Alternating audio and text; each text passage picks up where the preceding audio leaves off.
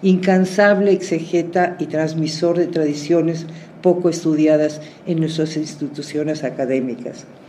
Este congreso es una prueba del cambio que se ha generado en nuestras universidades y nuestros centros de estudio. Un congreso de estudios de Asia en América Latina es consecuencia también del trabajo de pioneros como Fernando Tola.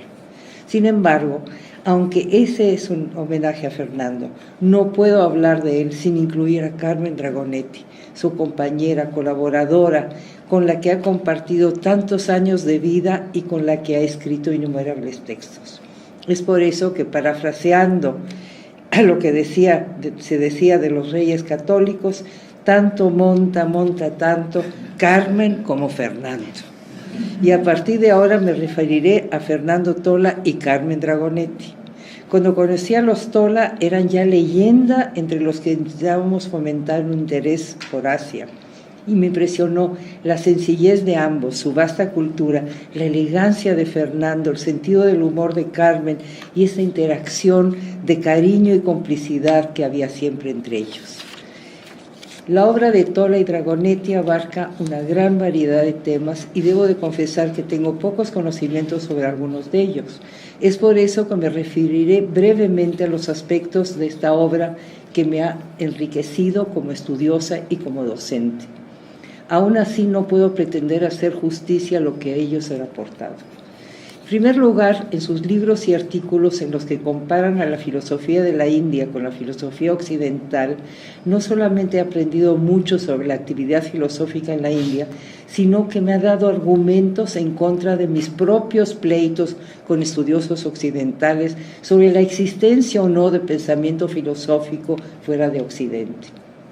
Así como Hegel afirma que la filosofía occidental está caracterizada por la racionalidad, la libertad de pensamiento, la búsqueda de la verdad por la verdad misma, cualidades que no están, según él, presentes en el pensamiento de la India, emite los mismos juicios sobre China, a la que además le niega tener historia.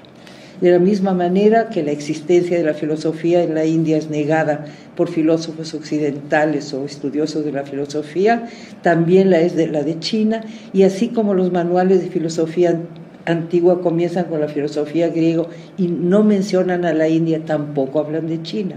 En general se reconoce hasta cierto punto la presencia de pensamiento en las culturas de Asia, pero no es lo mismo que filosofía, actividad netamente occidental. A fin de acabar con esos prejuicios que tienen su origen en la ignorancia, es necesario hacer un trabajo comparativo y ver los paralelismos entre las producciones intelectuales del mundo occidental y, en este caso, de la India y las de Occidente.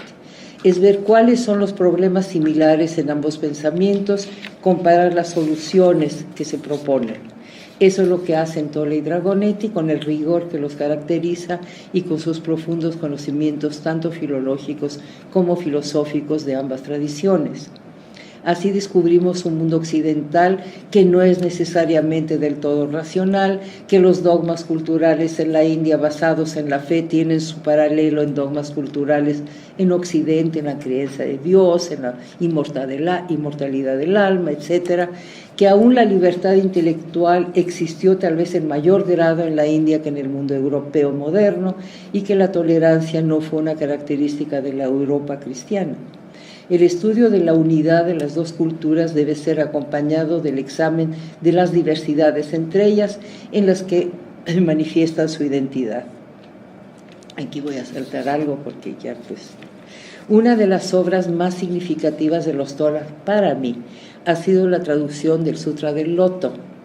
Desde que fue traducido por Kumarajiva en el siglo IV, el Sutra del Loto ocupó un lugar de privilegio entre todos los textos budistas y es esa traducción la que inspiró a todas las demás que le dieron difusión en el este de Asia.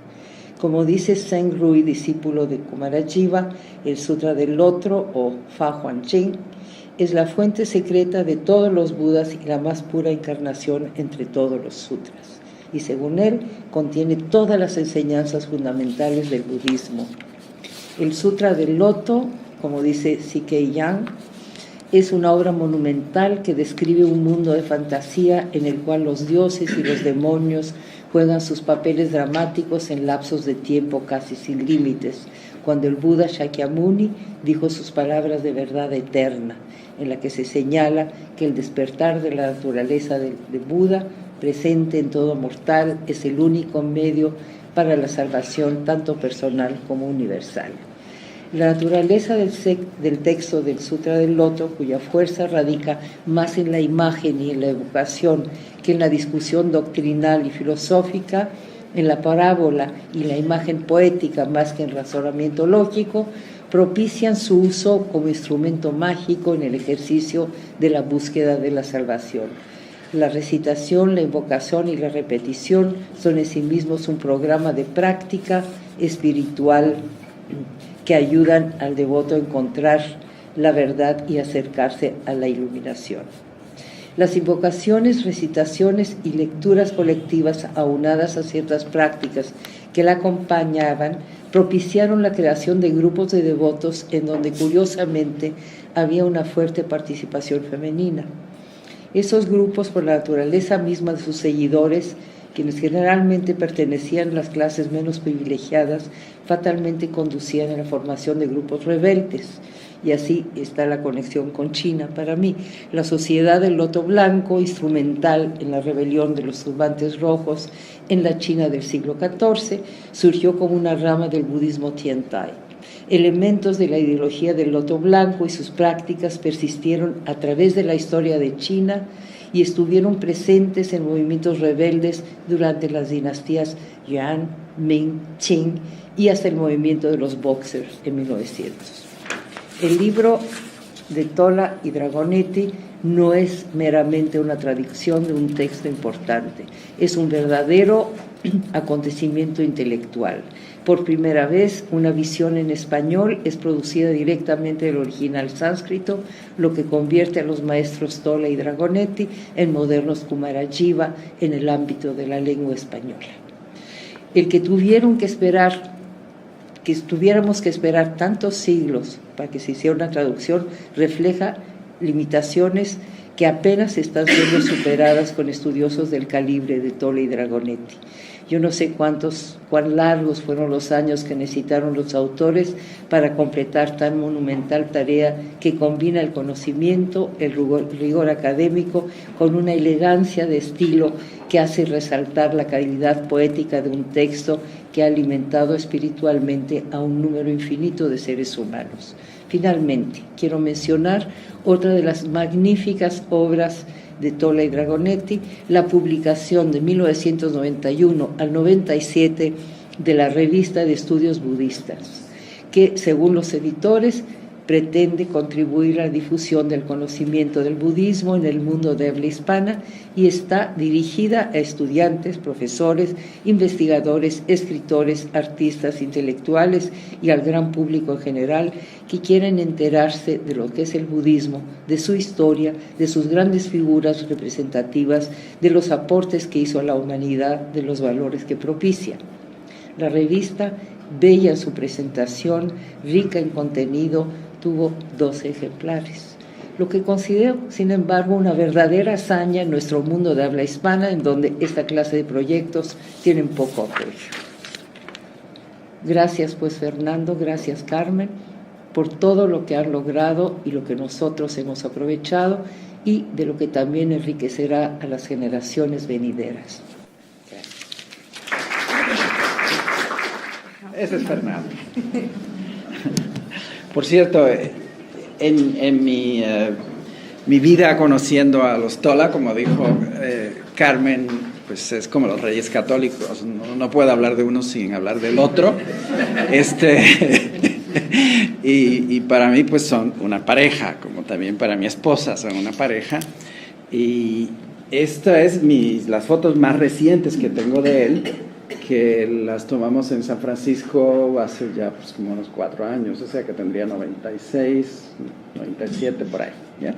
Bueno, lo que yo pienso hacer, no voy a leer nada, ni voy a hablar así como intelectual, sino de Fernando y como dije, también de Carmen como personas, y claro está, como personas también hay que hablar de su trabajo intelectual y de la manera de pensar que ellos tienen. Yo los conozco personalmente hace 40 años, así que Graciela, me ganas, no puedo. Cuando dijiste eso yo dije, ay, yo.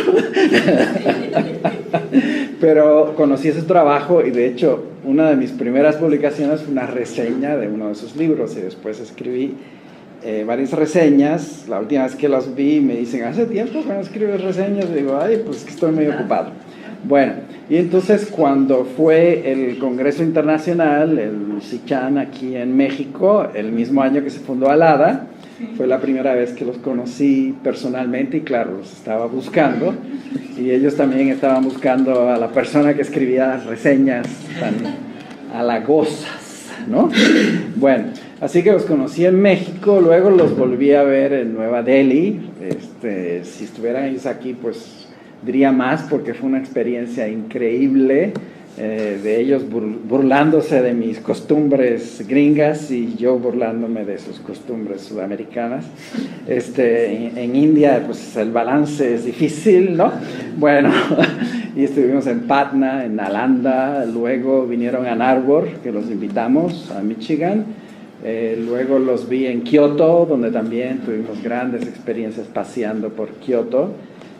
Incluso un tripitaka giratorio que hay en el norte de Kioto, hay muchos, pero a ese en particular los llevé para que le dieran vueltas, porque ellos pues tienen el mérito que van a aumentar al darle vueltas al tripitaka, o sea, al canon budista.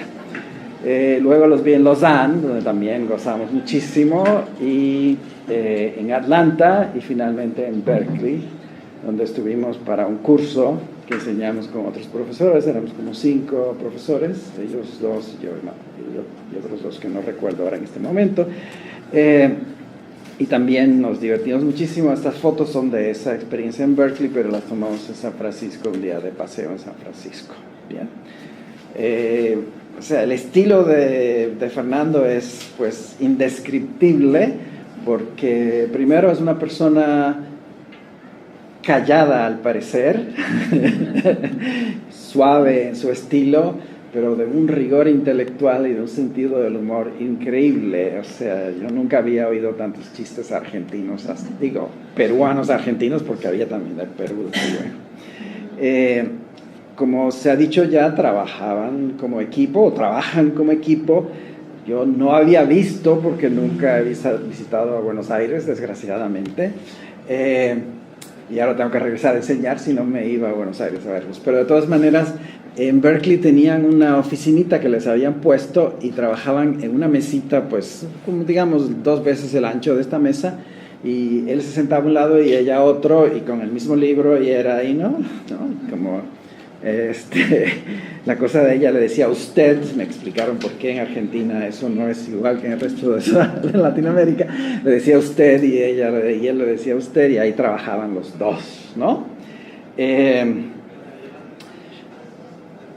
Hay una anécdota que me contaron ellos, que me parece describe de cierta forma el estilo intelectual de Fernando, a quien voy a invocar mañana otra vez, porque representa un tipo de talento que ya casi no existe, que es la capacidad de decir, voy a estudiar sánscrito y ¡ta! Ahí está, ¿no? Pues Carmen lo viene a ver y le dice que está interesada en sánscrito y en el Pali, y él le dice, ¿te interesa el Pali? Y ella dice, sí. Pues y agarra el Dhammapada y se lo pasa, le dice, pues lea usted. No había escapatoria, ¿no? Bueno, pues eso para mí encierra primero su estilo, la actitud que tiene ante, esto no es tan difícil nada, que te has creído, ¿no? Pero además su sentido de rigor y de disciplina, que es para mí lo que más admiro, como se ha mencionado ya antes, en los países nuestros, en que falta el rigor y falta el interés en disciplinas como son las del sánscrito, que son difíciles, y la naturalidad con que él lo toma, y además de eso, el grado de cuidado que pone en su trabajo. Ya yo había pensado mencionar el Sutra del Loto, pero ya se ha dicho bastante, como un ejemplo del trabajo de ellos dos, que no se ve mucho en nuestros países. Primero, como ustedes saben, hay muchas traducciones que dicen traducción, no dicen de qué lengua ni de qué edición, y usualmente es del francés o del inglés, mal traducido. Y aquí tenemos dos personas que se sientan así en su mesita mirándose el uno al otro y están haciendo el trabajo de veras, ¿no? De leerlo en el original y traducirlo al español, y eso para mí es increíble. Pero además de eso, en algunas de sus traducciones, Fernando tiene una capacidad para comunicar también la belleza del texto. Por ejemplo, los consejos de la Celestina me parecen a mí una gran traducción.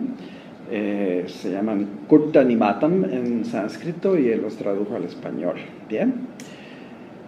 Como dije ya, pues tiene ese sentido del humor. Al mismo tiempo puede ser muy formal. Como pueden ver aquí, todos nos miraban, porque ahí estaba yo. No me puse ahí porque no sería propio, pero yo andaba con una gorra cualquiera y una chamarra así de esas gringas, y mi mujer andaba como quiera con un suéter, no sé, y estaba Fernando con su saco, su abrigo largo, esas piezas talares, como se decían antes, que llegaban hasta el piso casi, y su sombrero, ¿no? Y entonces los dos son muy cariñosos, y a veces salíamos los tres durante el curso que estábamos enseñando. Entonces Carmen estaba en el medio y agarraba del brazo de Fernando y del brazo mío, y salíamos los tres y pasábamos por un hotel que hay en Berkeley, y el portero siempre nos saludaba, pero los ojos se le salían y decía, ¿qué es esto, no? Y entonces el día que ellos se fueron y ya no estaban allí, me dice el portero, ¿y qué le pasó a su pareja y a su novio? Y yo digo, pues ya se fueron, ¿no? Bueno, lo último que quiero decir es, pues, admiro a Fernando y también a Carmen. Yo tendría que usar las palabras agudeza e ingenio para describirlos, ¿no? Además de rigor. Y al mismo tiempo una capacidad para ser humildes en su conocimiento y en su disciplina. Y la verdad es que los extraño mucho. Pues para mí venir a un congreso en Latinoamérica era pues ver a Fernando y a Carmen, y no están aquí. Pues lo último que quiero decir es, me gustaría que estuviera aquí en Santiago con nosotros, ¿eh? Gracias. Bueno, teníamos planeado pasar un video homenaje que hicimos, ya hemos homenajeado a Fernando por su centena en Buenos Aires en una jornada internacional de India. El destino se complotó para que este video no estuviera con nosotros, así que yo le voy a pedir a Rosalía que ella y yo, como discípulas y alumnas, contemos un poquito más, ya no desde el lugar de pares, no nos atreveríamos. Sí, perdón. Bueno, no me hagas lo mismo que me hiciste en Buenos Aires. En las jornadas internacionales sobre la India había que homenajear al doctor Tola. En ese momento sí teníamos el video que les queríamos mostrar, una buena entrevista que le habíamos hecho, maravillosa. Y Lía hace lo mismo que ahora, se emociona, se pone a llorar y me dice, Rosalía, vení, y yo me quedo delante del micrófono y digo, y ahora te digo, lo mismo que pasa ahora porque no preparé nada. Bueno, yo también, hace como 4 décadas que conozco al doctor Tola, pero digamos en un rol distinto que el de ustedes. Yo era alumna avanzada de la carrera de letras con orientación en lenguas y literaturas clásicas y ayudante de latín en la facultad, y el entonces titular de cátedra me dice, mire, ese señor es peruano, enseña sánscrito, porque compartimos las mesas de exámenes con griego, latín, y yo que acababa de cursar mi lingüística indoeuropea con ejemplos de sánscrito, pero sin haber aprendido sánscrito, me aferré a mi maestro y no he dejado de estudiar y de aprender con él desde entonces hasta ahora, y damos fe, Lía y yo, de que sigue dando clase, de que sigue elegantísimo, cada vez más elegante. Le digo eso todas las clases de los jueves en las que asistimos, se pone muy contento. Y bueno, lo que puedo decir es que a lo largo de todas estas décadas ha sido un ejemplo increíble de honestidad intelectual, de afán de conocimiento, de apertura mental, de rigor, ¿no? suaviter in modo fortiter in re, ¿no? Como dice el dicho latino.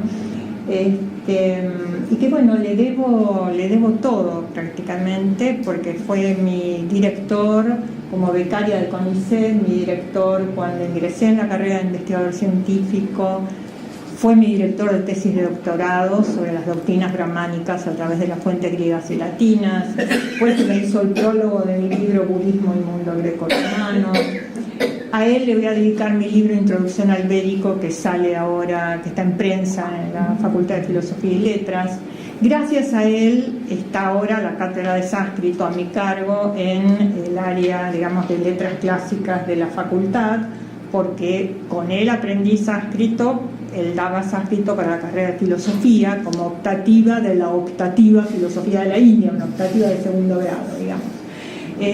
O sea que, bueno, prácticamente les debo todo, y no solo intelectualmente, sino la hombría de bien, ¿no?, que tienen los dos, la honestidad, la apertura mental, el amor por el conocimiento, esa alegría que tiene cada vez que llega un pilón de libros, por ejemplo, y que a los 100 años le sigue interesando. Y además, esa actualidad, en las jornadas de la India estábamos charlando un ratito sobre diversos temas de actualidad en nuestro país, por ejemplo, las digamos, modificaciones al Código Civil en Argentina. Y él me empezó a decir, yo no lo había leído el Código Civil, y él sí.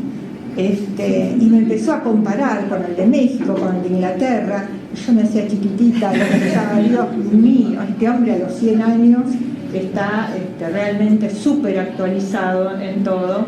Y bueno, más que admiración, agradecimiento y profundo respeto, no puedo decir otra cosa. Que la verdad, ahora me voy a emocionar, yo me voy a poner a llorar, lo amamos.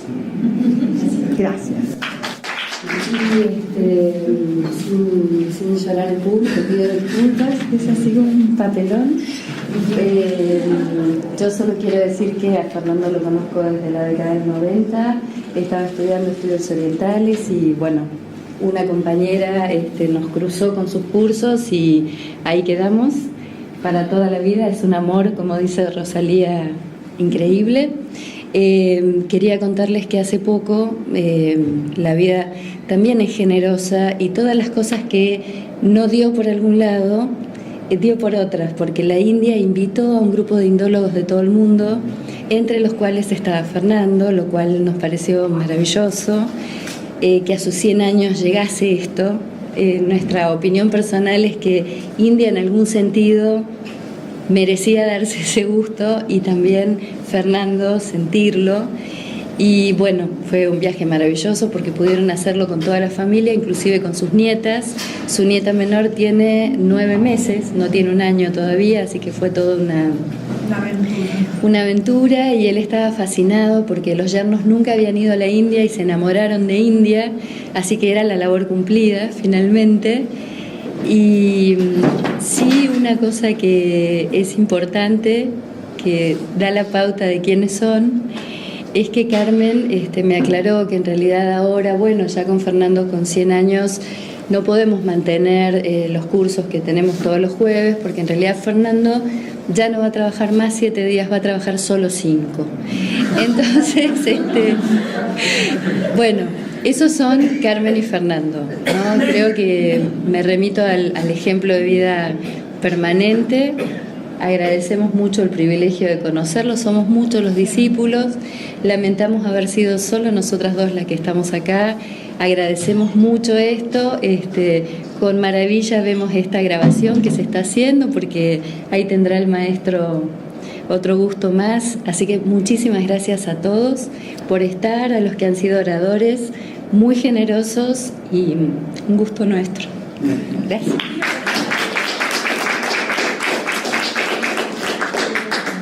Antes de venir acá hablando por teléfono con Carmen, en Buenos Aires hubo días de 37 grados, que para nosotros es bastante agotador. Y me dice, bueno, hay días que llegamos a la puerta y Fernando dice, no, bueno, no estoy como para ir a la oficina, mejor trabajemos en casa. Así que de esto hace 2 días o 3.